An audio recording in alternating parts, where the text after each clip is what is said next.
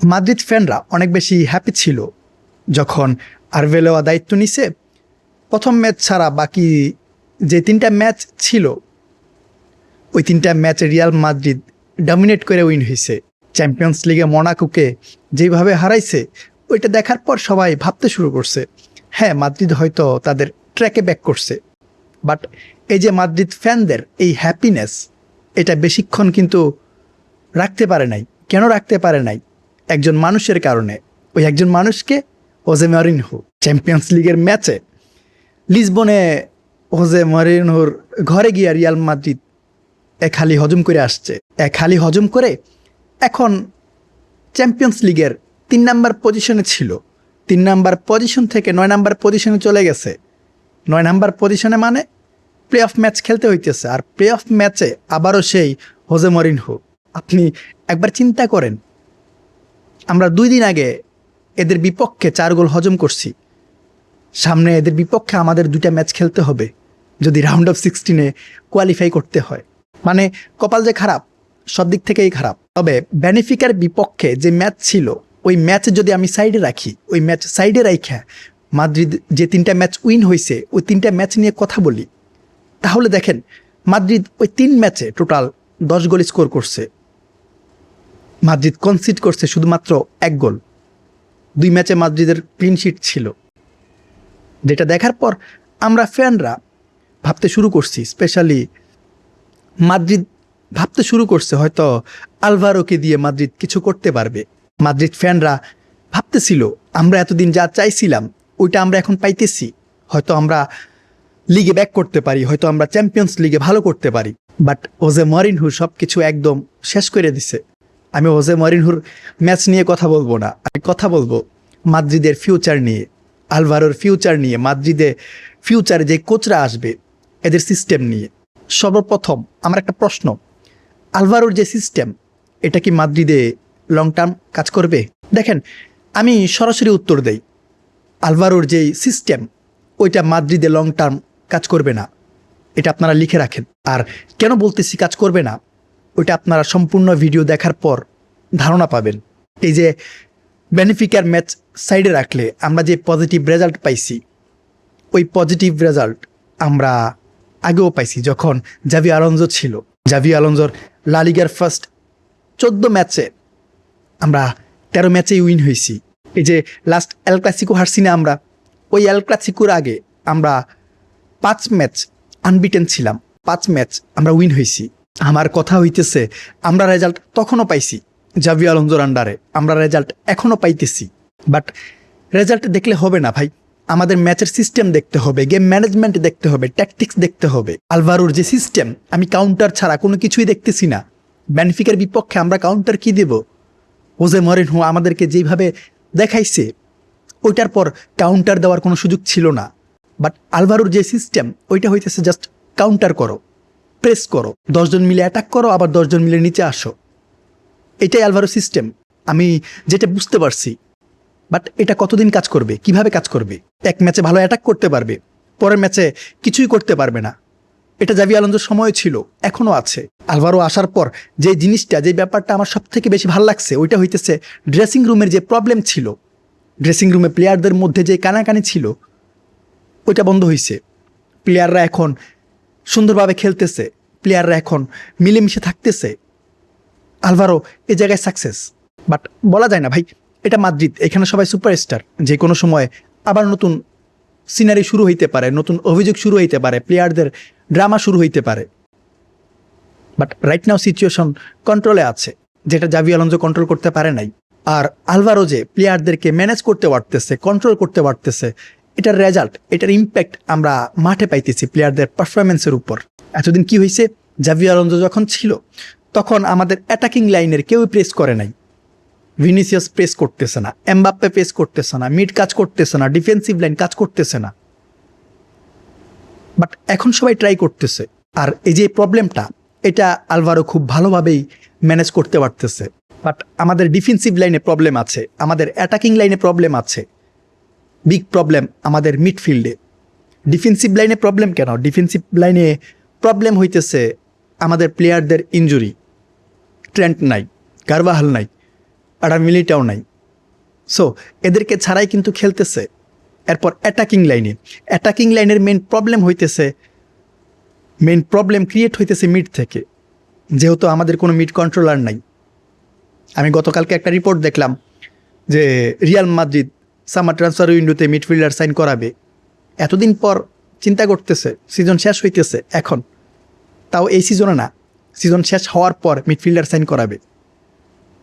এতদিন এদের হুঁশ ছিল না যে আমাদের একজন মিড কন্ট্রোলার নাই, এখন হুঁশ আসছে, যেহেতু গেম হইতেছে না, গেম বের হইতেছে না, মিডফিল্ড একদম থার্ড ক্লাস। তবে আলভারো যে সিস্টেমে খেলাইতেছে, counter attack, pressing, high press, এটা মাদ্রিদে কাজ করতেছে, বাট লং টার্মের জন্য এটা কাজ করবে না। আলভারো যেটা চাইতেছে কুইক কাউন্টার, এটার জন্য আপনার ওই রকম প্লেয়ার প্রয়োজন, যেটা এই মুহূর্তে আপনার এই স্কোয়াডে নাই। আপনার প্লেয়ারদের মন মানসিকতা থাকতে হবে এমন, আমি কুইক প্রেস করব, কুইক কাউন্টার করব, আমি বল লুজ করছি, বল উইন করে আমি অ্যাটাকে যাব। বাট আমাদের প্লেয়াররা ওইটা করে না। আমাদের প্লেয়াররা বল লুজ করার পর দেখে আলভারোর এই সিস্টেম আপনি রিয়াল মাদ্রিদে কন্টিনিউ করতে হলে আপনাকে অবশ্যই পরিকল্পনা নিয়ে আসতে হবে, লং টার্মের পরিকল্পনা নিয়ে আসতে হবে। এখন যেটা হইতেছে ওইটা জাভি আলোনসো থেকে মাচ বেটার হইতেছে, বাট কতদিন?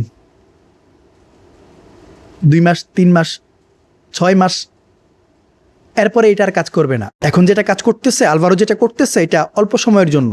বাট আমরা যারা মাদ্রিদ ফ্যান আছি তারা কি চাইতেছি? তারা চাইতেছি মাদ্রিদ এমন একটা টিম হবে, মাদ্রিদ এমন একটা ক্লাব হবে যারা বিশ্বের যে কোনো টিমকে হারাইতে পারবে, যেটা মাদ্রিদ এখন করতে পারতেছে না। আমরা 1 ম্যাচ উইন হইতেছি, 2 ম্যাচ খারাপ করতেছি, আমরা 3 ম্যাচ উইন হইতেছি, পরবর্তী ম্যাচে আমাদের রেজাল্ট এত বাজে হয়, আমাদের পারফরমেন্স এত বাজে হয় যেটা বলার বাইরে। বাট এই মুহূর্তে আমাদের চাওয়া কি? আমরা চাই মাদ্রিদের এই টিমটা এমনভাবে বিল্ড আপ করুক যেন আমরা সব টিমকে হারাইতে পারি, যেটার জন্য আমাদের ডিফেন্সিভ লাইন থেকে স্টার্ট করতে হবে। আমাদের প্লেয়াররা এখন কি করতেছে? আলভারোর সিস্টেম কি? আমি যেটা বললাম, সব প্লেয়ার একসাথে উপরে যাইতেছে, প্রেস করতেছে, কাউন্টার দিতেছে, আবার সব প্লেয়ার একসাথে নিচে আসতেছে। বাট এইভাবে আমি ম্যাচে কোনো শেপ দেখতেছি না, এইভাবে ম্যাচের কোনো কন্ট্রোল আমি দেখতেছি না, ম্যাচের কোনো সিস্টেম আমি দেখতেছি না। আমাদেরকে মেন কি দেখতে হবে? উইথ বলে আমাদের প্লেয়াররা কেমন করতেছে, উইদাউট বলে আমাদের প্লেয়াররা কেমন করতেছে। আপনার প্লেয়াররা হুট করেই উপরে যায়, কোনো রিজন ছাড়া, কোনো কারণ নাই, সে উপরে যাইতেছে, কেন যাইতেছে সে নিজেও জানে না, সে স্কোর করার ট্রাই করতেছে। এই যে প্রবলেমগুলা, এগুলা ভাই ছোটোখাটো প্রবলেম, বাট এগুলাই কিন্তু ম্যাচে খুব বাজেভাবে ইম্প্যাক্ট রাখে। মাদ্রিদ এমন টিম যারা দেখে প্লেয়ারের ইন্ডিভিজুয়াল পারফরমেন্স, মাদ্রিদ প্লেয়ারের ইন্ডিভিজুয়াল পারফরমেন্স দিয়ে ট্রফি জিততেছে, বাট রাইট নাও হইতেছে না। মাদ্রিদ কেমন প্লেয়ার খোঁজে? মাদ্রিদ এমন প্লেয়ার খোঁজে যে ইন্ডিভিজুয়ালি টপ নচ। এরা টিম পারফরমেন্স দেখে না, টিম পারফরমেন্স এরা চায় না, এরা চায় প্লেয়ারের ইন্ডিভিজুয়াল পারফরমেন্স। যে প্লেয়ার সব থেকে ভালো পারফরমেন্স করবে তারা ওই প্লেয়ারকে টার্গেট করবে, ওই প্লেয়ারকে নিয়ে কিন্তু পরিকল্পনা করবে। হ্যাঁ, রাইট নাও আপনার কাছে এমবাপ্পে আছে, এমবাপ্পে আপনাকে গোলের পর গোল দিতেছে, বাট আপনি শুধুমাত্র এমবাপ্পেকে নিয়েই পরিকল্পনা করতেছেন। মাঠে যে বাকি 10 জন প্লেয়ার আছে এদেরকে নিয়ে কোনো পরিকল্পনা নাই। আপনার গেম প্ল্যান করতে হবে 11 জনকে নিয়ে, একজনকে নিয়ে না। আপনার গেম ম্যানেজমেন্ট সিস্টেম চালু করতে হবে, সিস্টেম ফলো করতে হবে 11 জনকে নিয়ে, একজনকে নিয়ে না। আপনার গেম প্ল্যান করতে হবে, আপনার ম্যাচে স্ট্রাকচার মেনটেন করতে হবে। কার্লো অ্যানচেলত্তি এইভাবেই চ্যাম্পিয়ন্স লিগ জিতে নাই, লা লিগা জিতে নাই, ট্রফি জিতে নাই। জিদান হ্যাট্রিক, ইউসিএল এইভাবে জিতে নাই। এদের গেম প্ল্যান ছিল, এদের স্ট্রাকচার ছিল। রাইট নাও মাদ্রিদে কোনো গেম পরিকল্পনা নাই, কোনো স্ট্রাকচার নাই। আমরা শুধুমাত্র এমবাপ্পের উপর হোপ করে বসে আছি। আমরা বাকি যে প্লেয়াররা আছে এদের উপর আমাদের কোনো হোপ নাই। এরা মাঠে আসছে জাস্ট খেলার জন্য। আমাদের main player Mbappe, okay fine, আমরা হোপ করি আমাদের সব প্লেয়ার স্কোর করবে, যেটা প্রতি ম্যাচে পসিবল না। এমবাপ্পে করতেছে প্রতি ম্যাচে গোল, যার কারণে এমবাপ্পেকে নিয়ে পরিকল্পনা হইতেছে। জিদানের সিস্টেম কি ছিল? জিদানের সিস্টেম ছিল পাস টু রোনালদো, বাট ওনার স্ট্রাকচার ছিল, ওনার গেম প্ল্যান ছিল। বাট রাইট নাও যেটা হইতেছে pass to Mbappe, okay fine, pass to Mbappe, just pass to এমবাপ্পেতেই পড়ে আছে। টিমে যে স্ট্রাকচার নাই ওইটা দেখতেছে না, কোনো গেম মেন্ট যে টিমে নাই ওইটা কেউ দেখতেছে না, সবাই বুঝতেছে pass to Mbappe, Mbappe score করতেছে, বাট আপনার টিমে তো শেপ নাই, আপনার টিমে স্ট্রাকচার নাই। তাহলে আপনি সাকসেস হবেন কিভাবে? আপনার ম্যাচে কোনো প্যাটার্ন নাই, আপনার ম্যাচের সিস্টেম হইতেছে অ্যাটাক করো, প্রেস করো, এমবাপ্পে স্কোর করবে। আপনারা এখানে বলতে পারেন ভাই এইভাবে খেলেই আমরা 5-6 গোল স্কোর করতেছি। ভাই 5-6 গোল আমরা খাইতেছিও, আমরা এইভাবে খেলে চ্যাম্পিয়ন্স লিগ জিতবো, আমরা এইভাবে খেলে লা লিগা জিতবো। আমাদের কোনো স্ট্রাকচার প্রয়োজন নাই, গেম ম্যানেজমেন্টের প্রয়োজন নাই। দেখেন আমি একটা কথা বলি, স্ট্রাকচার ছাড়া, গেম ম্যানেজমেন্ট ছাড়া আপনি এক সিজন ভালো করবেন, চ্যাম্পিয়ন্স লিগ সব কিছু জিতবেন, বাট আপনার ফিউচার কি? ইন ফিউচারে আপনি কি করবেন? কোনো পরিকল্পনা ছাড়া আপনি কিভাবে একটা টিমকে লিড করবেন? কোনো পরিকল্পনা ছাড়া আপনি কিভাবে একটা টিম ম্যানেজ করবেন? আমরা একটা সিজন ভালো করব, আরেক সিজন আমরা খালিয়াতে বসে থাকব, যেটা আমরা আন্ডার কার্লো অ্যাঞ্চেলোত্তি দেখছি। 23-24 সিজন আমাদের কেমন ছিল, আর 24-25 সিজন আমাদের কেমন ছিল, এই সিজন আমাদের কেমন যাইতেছে। কেন এমন হইতেছে? কারণ আমাদের কোনো পরিকল্পনা নাই। এমন না যে আমাদের কাছে কোনো প্লেয়ার নাই, আমাদের যে প্লেয়াররা আছে এদের বয়স হয়ে গেছে না। ভাই আপনার স্কোয়াডে রাইট নাও যে প্লেয়াররা আছে এর আগামী 10 বছর আপনাকে চোখ বন্ধ করে সার্ভিস দিতে পারবে। আর এই স্কোয়াডে আপনার কাছে এমন প্লেয়াররা আছে যাদেরকে আপনি ম্যানেজমেন্ট ছাড়া, কোনো পরিকল্পনা ছাড়া কন্ট্রোল করতে পারবেন না। আপনার এই যে এমবাপ্পে, আপনার এমবাপ্পে 5-6 গেমের জন্য ইনজুরি ফেস করুক, তখন আপনার ক্ষমতা, আপনার বাকি প্লেয়ারদের ক্ষমতা বোঝা যাবে। আপনার এমবাপ্পে ইনজুরি ফেস করলে আপনি বুঝতে পারবেন টিমে কেন গেম ম্যানেজমেন্টের প্রয়োজন, কেন স্ট্রাকচারের প্রয়োজন। এর সুন্দর এক্সাম্পল ট্রেন্ট, এর সুন্দর এক্সাম্পল আপনার অ্যাডার মিলিটাও। এদেরকে ছাড়া আপনার ডিফেন্সিভ লাইনের অবস্থা কি, এটা আমরা ফ্যানরা খালি চোখে দেখতেছি। এখানে মাদ্রিদ বড় ধরনের ভুল করতেছে স্কোয়াড সিলেকশনে। মাদ্রিদ কি চায়?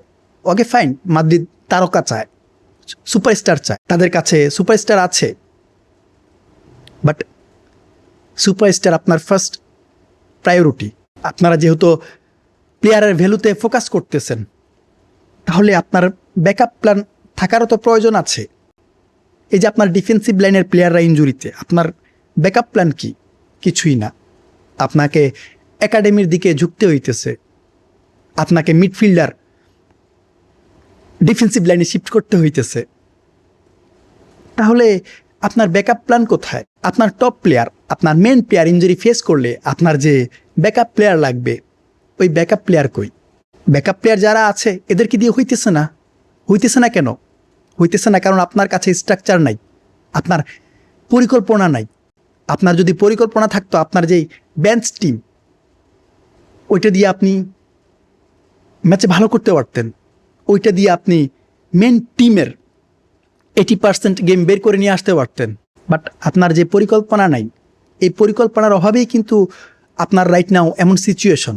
এখন মাদ্রিদ যেটা করতেছে, আমার কাছে এমবাপ্পে আছে, আমার কাছে ভিনিসিয়াস জুনিয়র আছে, আমার কাছে রদ্রিগো আছে, বাট এদের কেউ ইনজুরি ফেস করলে এদের ব্যাকআপ বের করা ইম্পসিবল হয়ে যাইতেছে।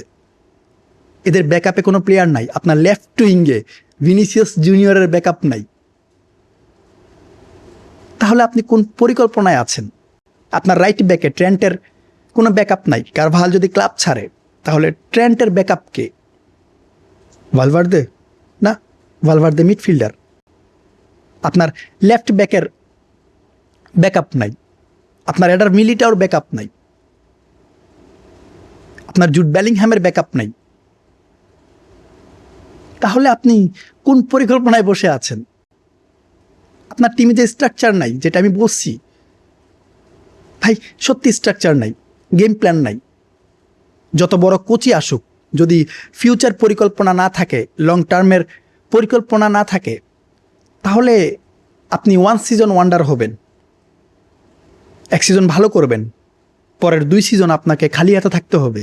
আর এখন থেকে যদি আপনি এই পরিকল্পনায় না নামেন, তাহলে আপনি ফিউচারে এই যে রাইট নাও যেই সিচুয়েশন যাইতেছে, যে ট্র্যাজেডি যাইতেছে, ওইভাবেই কাটাইতে হবে। আর না হয় কিছুই পসিবল না।